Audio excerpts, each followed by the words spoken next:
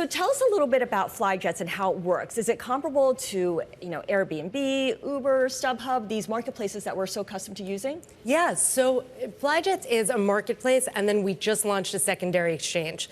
So if we're talking about the marketplace, I would say Airbnb for jets, because an operator or an owner can list their plane like an asset, and someone can book. The difference between jets and houses are that jets are dynamic assets, so they're constantly moving. So we write algorithms to accommodate jets so that we're able to list them in their availability in real time, and pricing and accuracy can be listed in real time or updated every 5 minutes, depending on what the schedules of the aircraft allows. And anyone can go on, look, do a search, and book automatically, which is great because it's a great way to promote transparency and really to be able to see, here's the landscape of jets. Right. Here's what's closest to me. Here's what has the least reroute time. What's going to be most cost effective. What fits the preferences that I want. The exchange that we just launched, which is I call a secondary, it's a secondary exchange, is similar to StubHub, I would say, because I can take the same way that someone could take tickets to a concert. I could say, hey, I have a plane that's going from Teterboro to Opa-locka, and I want to sell 3 spaces on the plane. FlyJets, can you do this on my behalf? I see. So that I can make money back on the trip.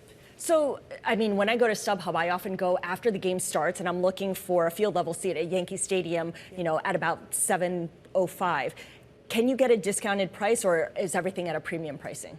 So yeah, there's certainly discounted pricing. We actually have a bid system. So there's an outright purchase price and there's a buy now price and a bid price. So let's say Teterboro to Opa-locka, 2 spaces on a Challenger 350, on a Bombardier Challenger 350. Are going to be offered at $3,000 outright. Bidding could start at $1,500, and bidding is time-based as well. So we have a lot of neat things built in to really promote that electronic marketplace, electronic exchange functionality. So because there's more transparency and you're making available all this supply on these seats on private jets, could seats become something where they're affordable in the same way that maybe not business class, but first class seats on commercial aircraft are? For sure. We've had so many people come to us and say, maybe I'm traveling from St. Martin to an island in the Caribbean, and this is awesome because it actually ends up all in by the time I fly, let's say first class to St. Martin Airport, which I think is just a good example, and then I take another leg to whatever island, for instance, that I'm going to. It ends up being the same outright, especially when we can do things like creating 2 empty legs, which means I'm going to airport X, someone's coming back to where I'm going, and the plane has to go round trip no matter what. So 2 people essentially split the cost because the plane is charging round trip pricing no matter what. So we have a lot of cool functionality that volume supports, obviously. Is there any regulation of this at all?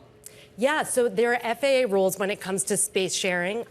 The 2 primary rules, I would say, one is called, on demand. It's basically classified as on demand. So if there's no underlying contract, and you and I, for instance, want to fly to, Alaska together, and we group together, and we say, hey, let's speak to a broker or let's go direct to an operator.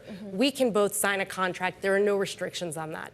However, kind of like the futures market, right? If I have an underlying contract already, so I already contracted with an operator, technically I can't solicit spaces thereafter. I see. However, what FlyJets does, we have a partner brokerage that will do what's called Part 380 public chartering and make that legal so that you can go and say, hey, does anyone want to join my flight? So that's one of the cool benefits that the system offers, which is just to kind of help move this utilization needle along. Right, and you mentioned the FAA. I should mention we have headlines crossing that say the FAA is proposing Newark Airport flight restrictions into October 2026. They're looking to cap Newark at 72 flights per hour, which is slightly higher than the 68 currently, but certainly not back to where it was before. Speaking of Newark, I know you mentioned Teterboro. Yeah. Do the problems that a Newark airport faces because of the shortage of air flight controllers affect private jet departures and arrivals at an airport like Teterboro? Is there a spillover? So in terms of air traffic controllers, there are a different set of controllers at Teterboro. So there is some overlap, but you have a separate, that operates separately. When it comes to TFRs, temporary flight restrictions, that just depends on the exact area that's included in the TFR. So that varies airport to airport and based on the specific TFR.